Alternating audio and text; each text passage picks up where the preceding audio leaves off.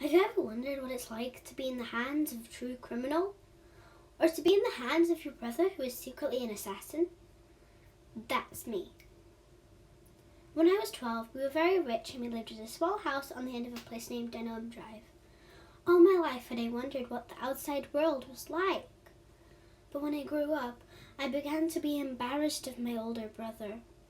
He would laugh at me and tell his friends that I was stupid. Then when we got home at 3:30, he'd watch me be miserable all afternoon. Then he'd come into my room at 8 p.m. and scream for me to wake up. I'd never been so miserable as to on a night when I wanted to sleep. My brother had successfully become a monster to me. But to my parents, he was a huge success.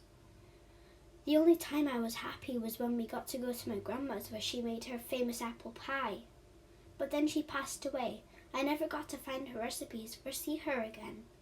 I decided to quieten down and write songs for each of my friends.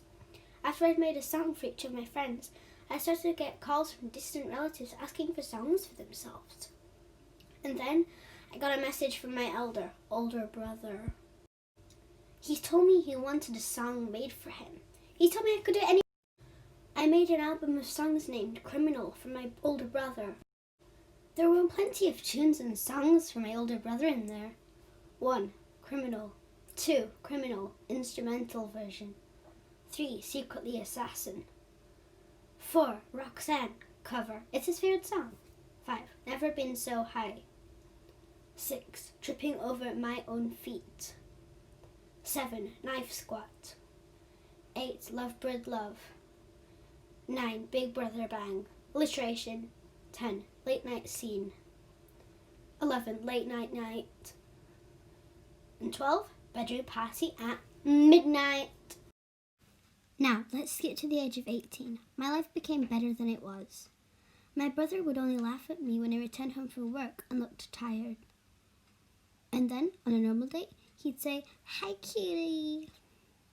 He knew that if he wasn't polite enough to me, I'd file a restraining order for 12 years and then become a fortune teller.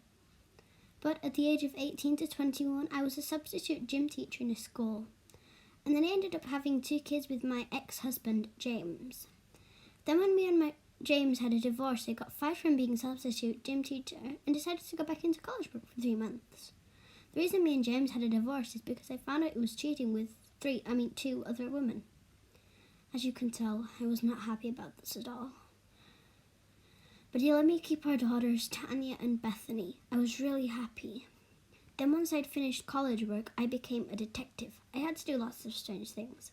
But after a while, I got bored of this, so I moved on to a different kind of career. I did things like I taught kids how to play instruments. And I became a shoe shop owner and sold people some shoes. I became a photographer and took photos of actresses and stuff. Then I went into working at Orlando in America with Tanya and my boyfriend. Then I went into working as a theme park manager with my friends. And then I had my son, William. He's only 5 now. And Tanya got to know my boyfriend, Grant, a lot better. And then my brother stole me from the outside world. And then I became an actress. Starred in The Illustrated Mom, a star, did comedy shows such as The Storytellers I Met You in a Game, and then starred in my dream series, Cold Feet, as a teen girl.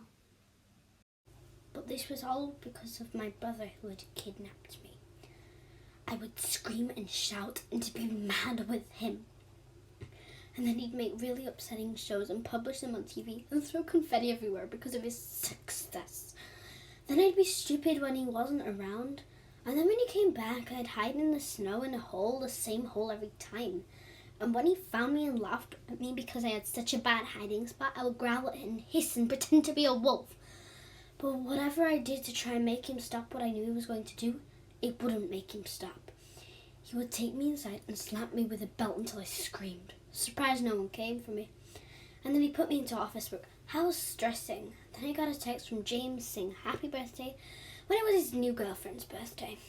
And one day I was strolling around with my phone in the park and there was a group of boys, grown men, playing baseball. And the baseball they were using hit me in the head and my brother came to pick me up and take me to emergency hospital. And then about a week later, my brother got himself a girlfriend. Little did she know he'd got me tied up in his cut-out dungeon downstairs. I screamed and shouted as loud as I could for days and nights, and she'd not noticed a thing until one night. She was upstairs on the phone texting her dad, me downstairs screaming my head off, as usual. My brother was upstairs in the bedroom, constantly at himself in the mirror, saying to himself, "Hi, kitty, hi, kitty." And then she paused and stopped texting her dad for a moment, and she said to her dad, "There's a strange noise coming from my boyfriend's basement." She texted her dad the address of my brother's house and then went downstairs. My brother forced me to pretend I was his client doing some office work wages downstairs, but I don't think she believed it. And when Cassie, my brother's girlfriend, got downstairs, there was a smile on her face. Sorry for using your name, Cassie. She screamed at my brother to get downstairs and screamed and shouted at him for lying to her. Then she shoved me off the table and sat down with a piece of paper and scribbled a drawing. And then another. I sort of figured her dad was the head of the police and she was trying to stall time before they got there. Turns out I was right, and they arrested my brother and sent me back home to my parents. I slept in my old bed for a week and then moved back in with all my things my brother stole from their house, and now I happily live with my parents at home. Well, for a while I did. And every night I have some weird dream that I'm destined to be a fortune teller and dream about telling people their fortunes. The first one was that someone was destined to ride sheep, the next to make candy and sleep in giant tacos. I don't understand either, mates.